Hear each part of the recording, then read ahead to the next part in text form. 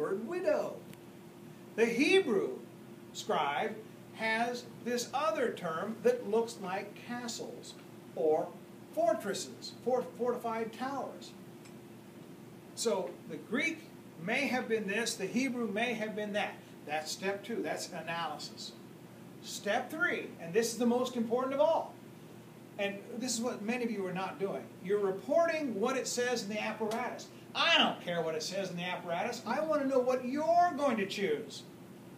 Now your choice should not be based on, I like fortified towers because it sounds better and I don't want to be ravaged. Okay, it should be based on what is the most likely one to change. Normally, the more difficult reading is what gets changed. A scribe that's copying and recopying sees something he doesn't understand and he's likely to change it to make it an easier reading. So that suggests that the more difficult reading is original.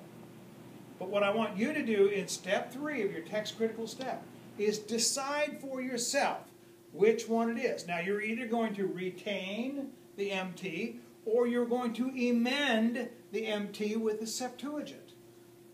Now it's a little bit more complicated because there may be something in the Dead Sea Scrolls. There may be something that's very important in Qumran or something important in the Latin Vulgate.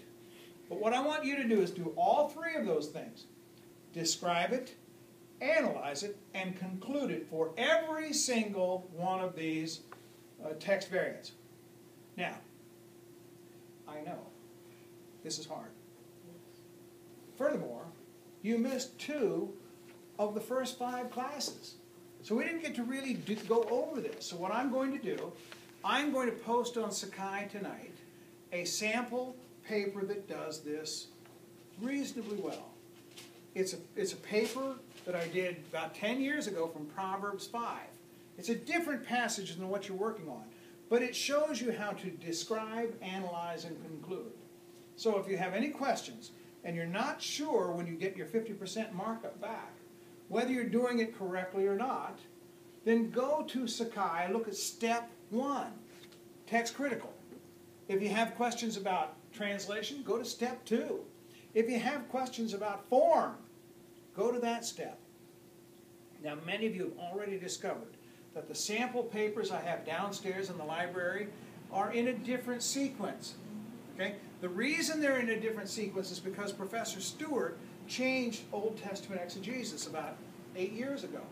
So the papers that were written 8 years ago and later are in a different order. The steps are all there, they're just in a different order. So when you go to Sakai, look at the one that says form. That may be step number 7 in the old style, but its form is about step 4. 5? Okay. So just be careful to look for which step it is. All right? Now, is that clear? Do you know what we've got to do? Yes, sir. Okay. All right, so I've got about 25 minutes before I have to shift gears. All right, so let's keep going. So king number 2 in the hit parade, he destroys their fortified towers, lays waste their cities, and the land and its fullness were appalled because of the sound of his roaring. Verse 8. Then nations set against him. Now this is interesting. In chapter 17, we were talking about a vine. 2 eagles and a vine. Here in Ezekiel 19, we're talking about lion. Mother lioness and her young pride of lions. We're still in a parable or an allegory, but for a second, verse number 8 seems to step away from the parable and uses the word nations. That is interesting. If this were your pericope, you would want to take out your zoom lens and go up to about 5,000 power and ask the question, why does the author, Ezekiel, use nations? Now, I did that many years ago. I think there's a reason. It comes from 2 Kings 23. When Jehoiakim was the king, and he rebels against Nebuchadnezzar.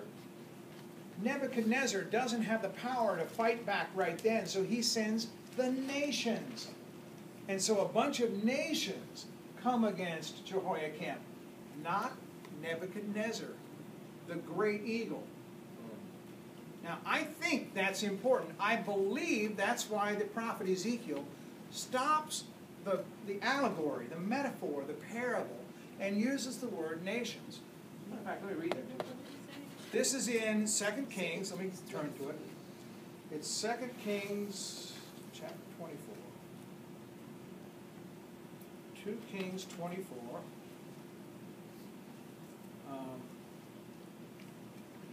Okay, I'm reading 2 Kings 24. In his days, that's Jehoiakim, King Nebuchadnezzar of Babylon came up, and Jehoiakim became his vassal 3 years. Then he returned and rebelled against him. So Jehoiakim is rebelling against Nebuchadnezzar. The Lord let loose against him the raiding bands of the Chaldeans, Arameans, Moabites, and Ammonites. He let them loose against Judah to destroy it in accordance with the word of the Lord had spoken through his prophets, through his servants, the prophets. All of this befell Judah at the command of the Lord, who banished them from his presence because of all the sins of Manasseh. Now, I believe 2 Kings 24, verses 1 and 2, is why this prophecy in Ezekiel 19 steps away from the allegory. I think that's an intentional reminder. The nations set against him on every side from their provinces, the Moabites, the Ammonites, the Chaldeans, and they spread their net over him. Now, here's where I want to go back to my Dr. Father, Gordon McConville. And he says, verse 19, 17.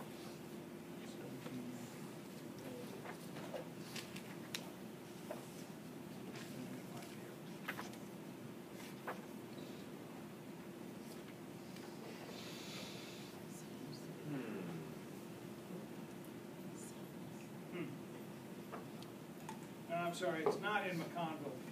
It's in the New Bible Commentary, and it's also in the Archaeological Study Bible, which was written by the Gordon Conwell faculty. But the Archaeological Study Bible says that this is most likely Zedekiah that was caught in their net. I disagree with that, because the nations is so prominent in 2 Kings 24 that I believe this has got to be Jehoiakim. They put him in a cage with hooks and brought him to the king of Babylon.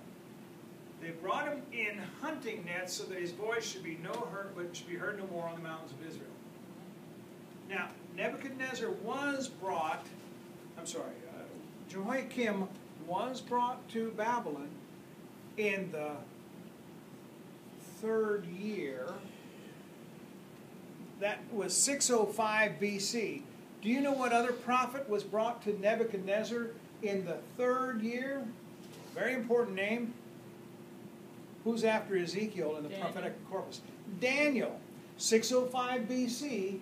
Nebuchadnezzar brings Jehoiakim, and he also brings some of the very intelligent children of Judah, who he trains in the language and literature of Babylon. So, in order to keep Jehoiakim honest, he brings Daniel and some of the others. So they bring him in hunting nets so that his voice should be heard no more on the mountains of Israel. Now that's the end of verse 9. Again, just like we have a break here in verse 8, the nations, a break from the parable, we have verse 9, which seems to be the end of the 2nd king, and then we have verse 10.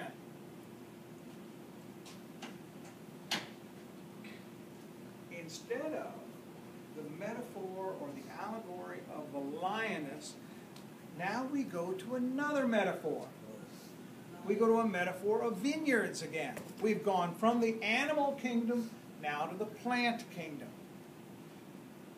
It's somewhat like looking at a painting and trying to analyze the detail in the painting. Something has changed between verse 9 and verse 10. Your mother was like instead of a mother lioness, she's like a vine in your vineyard, planted by the waters. Now, why does Ezekiel do this? Why does he change the metaphor yet again? Why does Ezekiel shift from animal imagery to plant imagery? Tie it back to 17. I'm sorry, Ron? Tie it back to 17. Yeah. It looks like he's changing things again, and it's a reference back to the same imagery that he used in 17. Now, frankly, I got a lot of bald spots from just scratching my head over things like this. Why does he change? I don't know.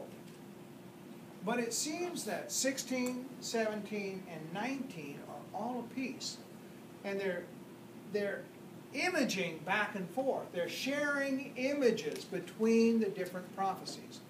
Chapter 16, the unfaithful Israel that's given the form of a bride. Chapter 17, the great eagle with long pinions and the topmost of the cedar that's snipped off and planted, and instead of it becoming a cedar, it becomes a low vine.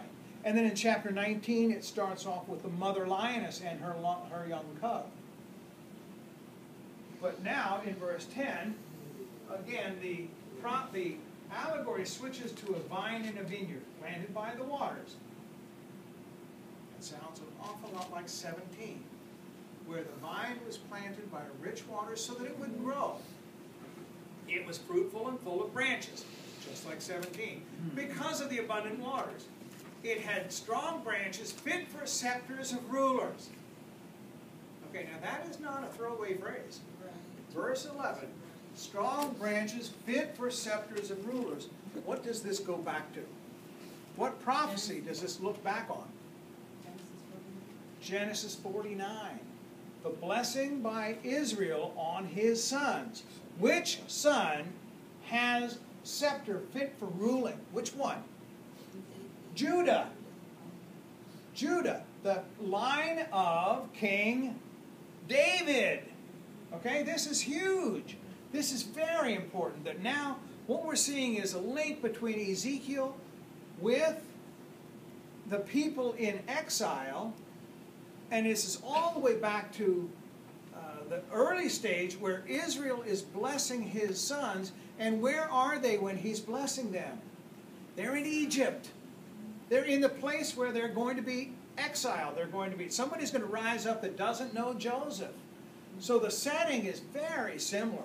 So this is not just coincidental. A scepter with rulers, and its height reaches to the clouds. And it was seen in the height with the mass of its branches, but it was plucked up in fury. Now this, of course, would pick up, Arlene, what you had said about being plucked up. The image that Jeremiah warns the people of Israel. Look, Galah is right on the cusp here. If you don't obey the Lord is going to Hiphil Galah. He's going to Higlitha.